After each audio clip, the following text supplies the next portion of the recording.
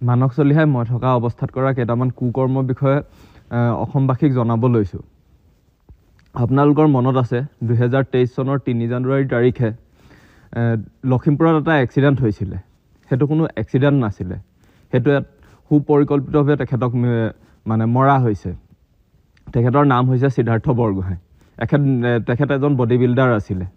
তেখেতক সকলো অসমবাসী ৰাইজে চিনি পায়, তেখেত সুপৰিচিত হয়। তেখেতৰ মানস চলিহাৰ মাজত ব্যৱসায়ৰ কথা বতৰা আৰম্ভ হৈছিল আৰু মানস চলিহাই তেখেতৰ পৰা 35 লাখ টকা লৈছিলে। যেতিয়া মানস চলিহাই কোনো ব্যৱসায়ত তেখেতক সহায় নকৰে, তেখেতে ফোন কৰিলে ৰিচিভ নকৰে, তেতিয়া সিদ্ধাৰ্থ বৰগোহাঁই ডাঙৰীয়াই মানস চলিহাক সেই পইচা উভতাই বিচাৰিছিলে। আৰু সেই পইচা উভতাই বিচৰাত মানস চলিহাই তেখেতক আমি থকা অৱস্থাতে বহু বেয়াকৈ ধমকি দিছিলে, তেখেতলোকৰ মাজত কাজিয়া হৈছিলে।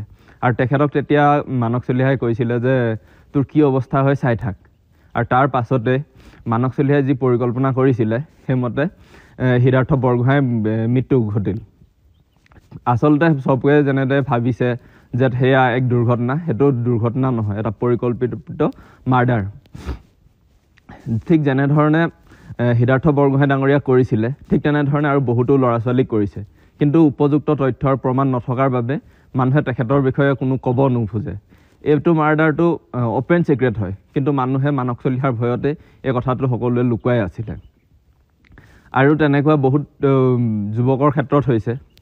মানস চলিহাই ট্ৰেপ পাতে, এখন জাল পাতে, যিখন জালত আলফাৰ নামত ভুৱাকৈ একাউণ্ট খোলে। আলফাৰ নামত প্ৰায় 300মান ভুৱা ফেচবুক একাউণ্ট আছে, য'ত নামৰ পাছত যিকোনো এটা নামৰ পাছত অসম লগাই দিয়ে আৰু সকলোৱে ভাবে যে এয়া আলফা চাইনৰ একাউণ্ট বুলি।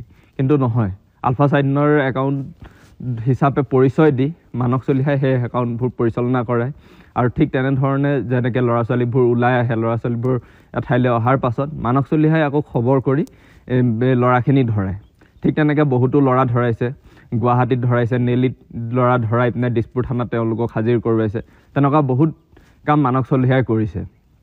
আৰু 2 নম্বৰতে মানস চলিহা কি হয়, এজন পিগী বেংক হয়। তেখেতে যেনেকৈ ধৰি লওক চাকৰি দিয়াৰ নামত বা অন্যান্য ব্যৱসায়ৰ নামত কাৰোবাৰ পৰা পইচা লয়, কিবা লয়, সেই পইচাৰ অংশীদাৰ প্ৰশাসনিক বিষয়া সকলোৱে পায়। পিগী বেংক এইটো কাৰণে কোৱা হৈছে, তেখেতে নিজে নিজক পিগী বেংক বুলি কয়, কাৰণ তেখেতে যাৰ যেতিয়া দৰকাৰ হয়, আজি কাৰোবাৰ কিবা এখন মিটিং হৈছে, কাৰোবাৰ কিবা লগা হৈছে, তেতিয়া মানস চলিহাই সেই সকলো বস্তুবোৰ যোগান ধৰে। আৰু মানস চলিহাই সেইকাৰণে তেখেতে যিমান কুকৰ্ম কৰিলেও, তেখেতে কাৰোবাৰ পৰা পইচা ল'লেও, কিবা কৰিলেও, তেখেতৰ এগেইনষ্টত যিমান কমপ্লেইন কৰিলেও সেই একো নকৰে। কাৰণ সকলো মানুহ বা একাংশ মন্ত্ৰী বিষয়াৰ পৰা লৈ একাংশ প্ৰশাসনিক বিষয়া মানস চলিহাৰ লগত ওতঃপ্ৰোতভাৱে জড়িত আছিল।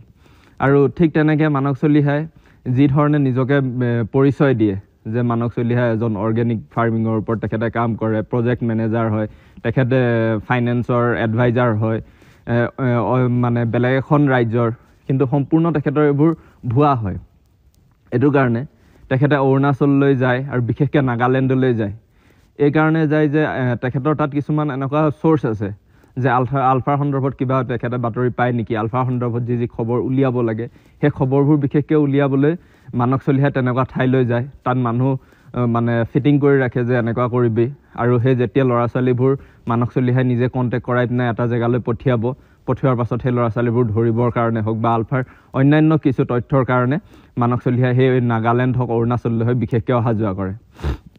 আৰু ঠিক তেনেকৈ সেই সকলোবোৰ জেগাতে নিজকে অৰ্গেনিক ফাৰ্মিঙৰ লগত জড়িত বিশেষভাৱে মিছাকৈ নিজকে মানে প্ৰমাণ কৰিব বিচাৰে যে তেখেতে কোনো তেনেকুৱা প্ৰশাসনিকৰ লগত জড়িত বিষয়া নহয়, তেখেত এজন মানে অৰ্গেনিক ফাৰ্মিঙৰ লগত জড়িত বিষয়াহে। এইবোৰ সকলোবোৰ সম্পূৰ্ণ মিছা কথা। আৰু এতিয়া আপোনালোকক মই যিখিনি কথা কৈছোঁ, ল'ৰা ছোৱালী ধৰাৰ পৰা লৈ সকলোখিনি মই থকা অৱস্থাত, মই জনা অৱস্থাত সকলোখিনি হৈছে। সিদ্ধাৰ্থ বৰগোহাঁই ডাঙৰীয়াৰ যি মৃত্যু হৈছে, তেখেতক মৰাৰ কথা, তেখেতক মাৰ্ডাৰ কৰাৰ পাছত ড্ৰিংকছ কৰি মানস চলিহাই নিজ মুখেৰে কৈছিলে যে পইচা বিচৰাৰ কাৰণে তেখেতক মৰা হৈছে, আৰু সেইটো সম্পূৰ্ণ এটা এক্সিডেণ্টৰ ৰূপ দিয়া হৈছে।